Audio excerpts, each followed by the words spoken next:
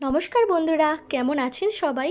আমার চ্যানেল সম্পায়নে আপনাদের সকলকে জানাই অনেক অনেক স্বাগতম। আপনাদের দাদা ভাইয়ের প্রায় একটানা 20-25 দিন বেশ অফিসের চাপ পড়েছে, তাই একটা সানডেতেও ছুটি পায়নি।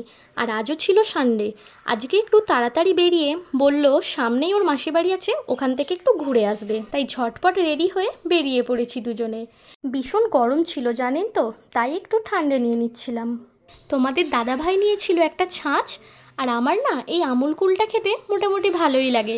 মিষ্টির পরিমাণ যদিও একটু বেশি, তাও এটাই নিয়ে নিলাম।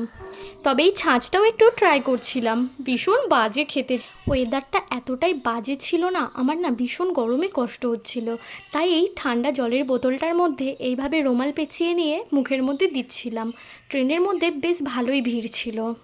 তোমাদের দাদা ভাইয়ের মাসি বাড়ি বর্ধমান স্টেশনের একদম কাছে।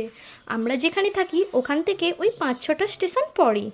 বর্ধমান স্টেশনটা বাইরে থেকে এত সুন্দর লাইটিং করে না, দারুণ দেখতে লাগে। তাই একটু দাঁড়িয়ে তোমাদেরকে দেখানোর জন্য ভিডিওটা করছিলাম।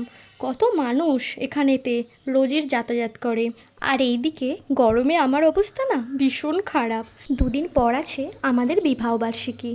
হঠাৎ করে তোমাদের দাদাভাই আমাকে নিয়ে গেল এই আদি ঢাকেশ্বরী বস্ত্রালয়। আমি তো ভাবিনি, কিন্তু আগে থেকেই না প্ল্যান করে রেখেছিল। তারপর ওখান থেকে আমাকে 2টো শাড়ি কিনে দিয়েছে। যাই হোক, আমি তো বেজায় খুশি। তারপর ওখান থেকে বেরিয়ে, যেহেতু তোমাদের দাদাভাই খেয়ে আসেনি কিছু, খুব খিদে পেয়েছে, তাই একটু ঘুগনি খাচ্ছিল।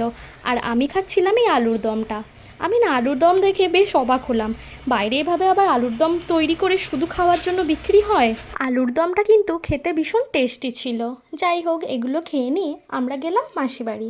ওখানে গিয়ে আর কিছু ভিডিও বানানো হয়নি, কারণ বোনেদের সাথে আনন্দ করতে করতে সময়টা হু হু করে বেরিয়ে গেল। পরদিন সকাল সকাল আমরা আবার রেডি হয়ে চলে এলাম আমাদের বাড়ি, কারণ তোমাদের দাদা ভাইয়ের আবার অফিস আছে, টাইমে অফিস পৌঁছাতে হবে। বর্ধমান স্টেশনের বাইরে না অনেক বড় একটা বাজার বসে। ওখানেতে অনেক সবজির দাম খুব কমেতে পাওয়া যায়। মাঝে মাঝে এখান থেকে এসে বাজার করে নিয়ে গেলে কিন্তু মন্দ হয় না। খুব কম প্রাইসে কিন্তু অনেক কিছু জিনিস কেনা যাবে। আর এই যে মাছ বাজারটা দেখছেন না, কি মাছ পাওয়া যায় না এখানে। তাই একটু ঘুরে ঘুরে দেখে নিচ্ছিলাম, কারণ আমাদের ট্রেনের টাইম একটু দেরি ছিল। তাই ভাবলাম কিছু যদি বাজার করে বাড়ি নিয়ে যাওয়া যায়। তো চলুন আজকের ভিডিওটা এখানেই এন্ড করছি। যদি ভিডিওটা ভালো লেগে থাকে অবশ্যই লাইক, কমেন্ট, শেয়ার করে চ্যানেলটা সাবস্ক্রাইব করে দেবেন।